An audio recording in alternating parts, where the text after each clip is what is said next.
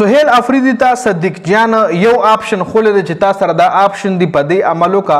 ورنه د ستا هم سیاست نه چټي کېدو والا دا ورنه ته به هم د عوامو مقبولیت چې کم د ستا دی هغه به ختم شي. صحافي صدیق جان سهیل افریدي ته څه مشوره ورکړې ده په هغې ډیټیل سره خبره کوو خو نن د عمران خان په یو ډېر اهم کیس کې په سپریم کورټ کې سنوي ده جی. په سپریم کورټ کې بعد د عمران خان نن یو ډېر اهم کیس لګي چونکې د عمران خان د وکیلانو پلان دا و چې اسلام آباد های کورټ کې هغه کیس ولګي 190 ملین پاوند کیس کې په هغه درخواست باندې سنوي وشي چې په کم درخواست د عمران خان د سزا معطلۍ درخواست دی. خو بل طرف ته ورته سپریم کورټ وایي چې نه لومبنی چې کم مین درخواست په هغې باندې به موږ سنوي کوو او په مین درخواست باندې چې کله سنوي وشي نو بیا به دا کیس عیني عدالت ته ځي او د پی ټی آی وکیلان د عیني عدالت نه هیڅ قسم توقع ښه نه لري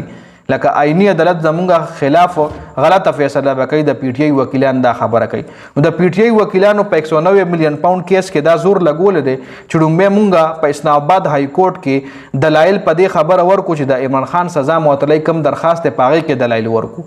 که چېرې په ټول کیس باندې موږ دلایل ورکوو دا کیس سپریم کورټ زموږ خلاف فیصله وکړي نو بیا به دا کیس عیني عدالت ته ځي او عیني عدالت نه موږ ته هېڅ فایده نشته. عیني عدالت کې به موږ نور هم خراب شو. نو دا 190 ملین پاوند کیس چې کوم دی نن به د عمران خان په سپریم کورټ کې لګي جي. اوس په خبرو کو چې صحافي صدیق جان سهیل افریدي ته داسې څه مشوره ورکړې ده په هغې ډیټیل سره خبرې کوو. سهیل افریدي ته صدیق جان ویلي دي چې علیما خان خپل رور د پاره راوتلی ده او علیما خان سهیل افریدي او قیادت ته دا پیغام دی چې زه اوس راوتلی یم چې اوس هم وخت شته دی چې تاسو روزئ لکه چې علیما خان کله خپل روز علیما خان مخکې ویلو که لیډرشپ نه څه نه کېږي موږ به خپله خوریانې روزو موږ به خپله فیملی ممبر روزو د رور د رازادولو کوشش به کوو او چې کله د عمران خان فیملی راووته نو د پی ټی آی د لیډرشپ چې کم ویلیو دغه به ایزیکل ټو زیرو شي ځکه عوام به بیا د عمران خان فیملی سره ودرېږي او د عمران خان فیملی سره به عوام ځکه ودرېږي چې هغه آلریډي اوس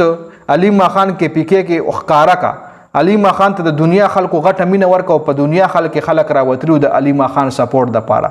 نو چې کله د عمران خان د خویندې راووتې د عمران خان رهایي دپاره نو د پی ټی آی لیډرشپ ویلیو به خپله ختمه شي او عوام به ټول د عمران خان فیملی سره ودرېږي نو بیا دغه لیډرشپ چې کوم دی که دی بیا سبا عوامو نه اوټم غواړي نو د هغې هغه مقبولیت په کم شوي وي. نو صحافي صدیق جان چې کوم دی غم سهیل افریدي ته دا وایي چې علیما خان راووته نو دی تاسو لیډرشپ ته او تا ته دا پیغام درکو چې راووته زه راووتم اوس هم تاسو سره ټایم شته چې تاسو مونږ سره روزئ او اسټابلیشمنټ چې کوم دی اسټابلیشمنټ حوالې سره